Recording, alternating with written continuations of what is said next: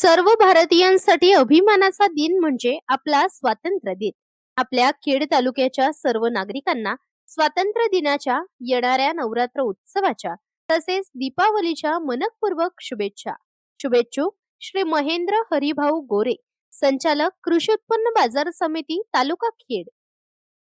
ही रेल्वेचं काम पूर्णत्वाकडे जात असताना अचानक रेल्वेचा मार्ग बदलला आणि आपल्या सर्वसामान्य माणसांच्या भावना तीव्र झाल्या आणि मग त्या भावना व्यक्त करण्याच्या उद्देशानं आपण सगळे मंडळी या ठिकाणी चाकण या ठिकाणी आपल्या विधानसभेचे आमदार माननीय बाबाशेठ काळे आपल्या सगळ्यांच्या वतीनं प्रतिनिधित्व करत असताना सगळ्यांना त्यांनी आवाहन केलं की आपण त्या ठिकाणी रस्ता रोको करून आपल्या भावना त्या ठिकाणी शासनापर्यंत पोहोचवण्यासाठी एकत्र येऊया आणि त्या दिलेल्या आव्हानाचा स्वीकार करून आपण सर्व पक्षातील सर्वसामान्य माणसं सगळी या ठिकाणी उपस्थित आहात.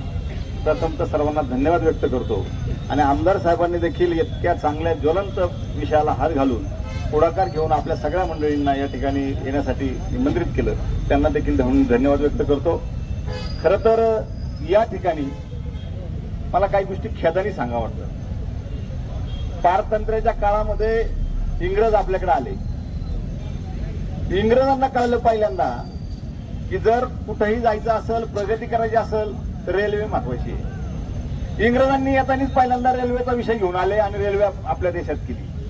स्वातंत्र्य झालं, त्याच्यात नंतर पुढे एवढी कालावधी झाला, आता जवळजवळ 70-80 वर्ष स्वातंत्र्य होऊन झाली. आपल्या अगोदरच्या इथल्या प्रतिनिधींनी सुद्धा त्या ठिकाणी रेल्वे व्हावी म्हणून अनेक वेळा विषय घेतले. मला चांगलं आठवतंय की स्वतः वानखेडेंनी विषय घेतला, आजरावांनी घेतला, त्यानंतर आता कोल्हेंनी घेतला. एवढ्या लोकांनी विषय घेतले पण विषय मात्र पुढे गेला नाही. विषय पुढे इथपर्यंत मधल्या काळात तर फार स्वप्न पडले आपल्या सगळ्या लोकांना की आता रेल्वे होणार. तोंडाशी आलेला घास. पण झाली परिस्थिती अशी, काही लोकांचे फार निरीक्षण केल्यानंतर काही लोकांना पैसे देखील जागेचे दिले.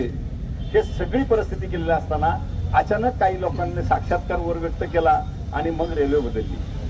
रेल्वे बदलल्याच्या नंतर जिथं पहिल्यांदा रेल्वे होती नगरच्या बाजूने जाणारी, त्याच ठिकाणाहून किंवा तिकडच्याच बाजूने जर रेल्वे गेली तर तिचा आपल्याला काय उपयोग. चाकण आणि चाकणचा परिसर आज जगाच्या नकाशावर आहे. जगामध्ये असणारी सगळ्यात मोठी दळणवळण व्यवस्था, सगळ्यात जास्त लोकसंख्या, सगळ्यात जास्त उद्योग आणि सगळ्यात मोठ्या पद्धतीने स्पीडने वाढणारा भाग म्हणून आपला भाग आहे. इतक्या लोकांना ज्या गोष्ट खऱ्या अर्थाने दळणवळणाची गरज आहे.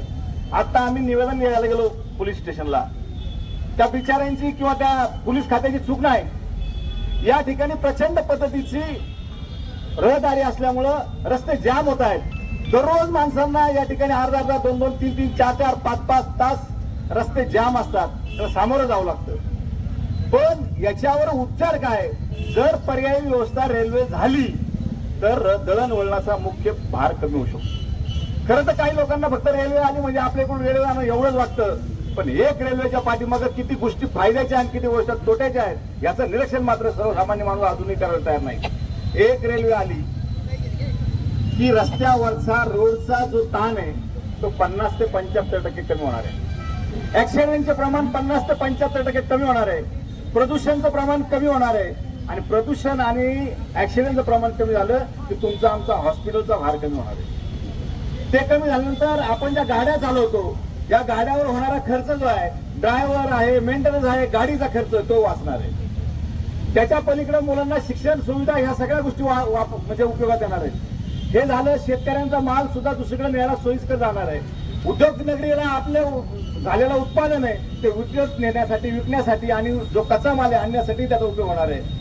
एक रेल्वे आल्याच्या नंतर अनेक गोष्टी होत आहेत. बाहेरच्या देशात जर आपण गेलो, एका रेल्वेच्या वर 4-4, 7, 5-5, 6-6, 7 रेल्वे एकावर एक आपण पाहतोय. त्याचे ट्रॅक असतात. एक रेल्वे झाल्यानंतर रस्त्याला जो 10 ते 15 पटीने खर्च होतो, हे वन टाइम खर्च रेल्वेला आहे. एकदाच रेल्वेचा खर्च नंतर फक्त मेंटेनन्सचा खर्च होतो. हा पुन्हा वर्षांनी रस्ता उखडला, परत टाकला, परत टेंडर झालं, गव्हर्नमेंटला मिळाला मलिदा आणि बाकीच्या गोष्टी चालूच असतात, त्याच्यावर बोलत नाही मी. परंतु हे सगळं थांबणार आहे.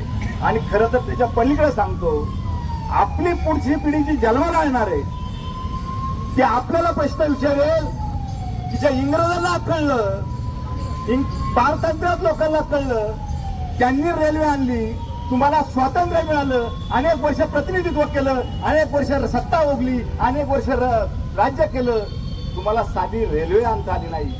त्या पुढच्या पिढीने जर प्रश्न विचारला तर त्यांना आपण उत्तर काय देणार? त्यांच्या पुढे हातभार होणार. आता छोट्या गोष्टीला आपण रस्त्यावर उतरतो आणि एका गोष्टीची भावना व्यक्त करतो, पण एवढा मोठा विषय जो तो मागे राहिला तर पुढची पिढी आपल्याला माफ करणार नाही. आणि म्हणून तुम्ही आम्ही सगळ्यांनी रस्त्यावर उतरलं पाहिजे. हा फक्त एका पक्षाचा विषय नाही. उद्या जर रेल्वे झाली तर फक्त भाजपवालेच बसतील, काँग्रेसवालेच बसतील, शिवसेनेवालेच बसतील असं नाही. त्याचा फायदा सर्वसामान्यांना होणार, पण जर तोटा झाला तो सुद्धा आपला सगळ्यांना होणार आहे. आणि म्हणून आता नाही तर कधीच नाही. आणि या भूमिकेने जर सरकारने आता ह्याच्यावर विचार केला नाही, आजचं आंदोलन शांततामय आहे, गांधी मार्गाने आहे, परंतु आपला तालुका हा राजगुरूंचा तालुका आहे, क्रांतिकारांचा तालुका आहे. आणि म्हणून मी या निमित्ताने आपल्याला या ठिकाणी व्यक्त करतो, या ठिकाणी प्रसिद्ध माध्यमे देखील आहेत, तुमच्या माध्यमातून व्यक्त करतो, आत्ताचं आंदोलन हे शांततामय आहे. इथून पुढच्या काळामध्ये जर या आंदोलनाला हात दिली नाही तर हा राजगुरूंचा तालुका आहे, क्रांतिकारकांचा तालुका आहे. इथून पुढची आंदोलन ही अशा पद्धती असणार नाही, अतिशय भयानक होती. आणि त्या सामोरं जाण्याचं काम मग सरकारने करावं, अशा पद्धतीने या ठिकाणी विचार व्यक्त करतो. आणि पुन्हा एकदा आपण सगळे मंडळी या ठिकाणी सहभागी झाला. नाशिक पुणे रेल्वे झालीच पाहिजे, पुणे नाशिक रेल्वे झालीच पाहिजे. आम्ही शिवरायाच्या जन्मभूमीमध्ये हक्काने मागणारी माणसं आहोत. आणि राजगुरूंच्या त्यागातून तयार झालेली ही खेड तालुक्याची भूमी ही सदैव संघर्ष करून प्रत्येक गोष्ट मिळवण्याच्या मागे असते. आज सर्व पक्षीय या आंदोलनामध्ये प्रत्येकाचं म्हणणं एकच आहे, पुन्हा नाशिक रेल्वे ही या जुन्या मार्गाने झाली पाहिजे. कारण इथे तुम्ही एमआयडीसी दिलेली आहे, इथे जागतिक दर्जाची चाकण एमआयडीसी आहे. दुसरी गोष्ट इथे आनंदी एमआयडीसी आहे.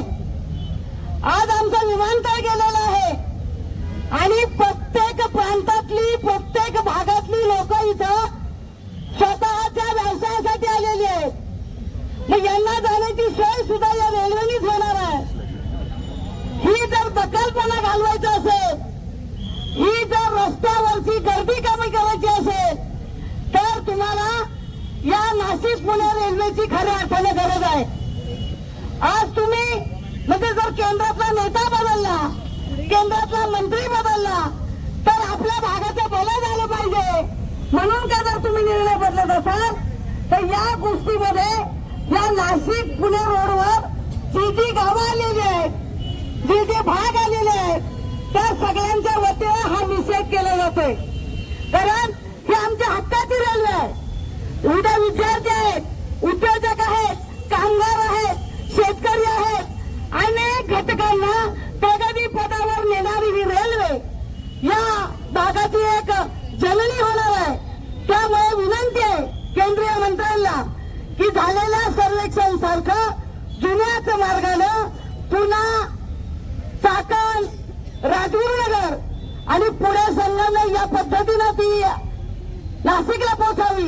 आणि सर्वसामान्य माणसाची गरज ओळखून आज महिला भगिनी अनेक ठिकाणी उत्पादन करतायत, बचत गट आहेत, शेतकरी आहेत, दूध दुभते आहेत आणि या सगळ्यांचा विचार केला तर ही रेल्वे आम्हाला मिळावी आणि ही मिळालीच पाहिजे.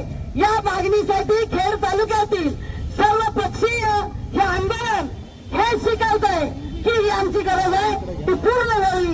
एवढं बोलून थांबते. जय हिंद, जय महाराष्ट्र.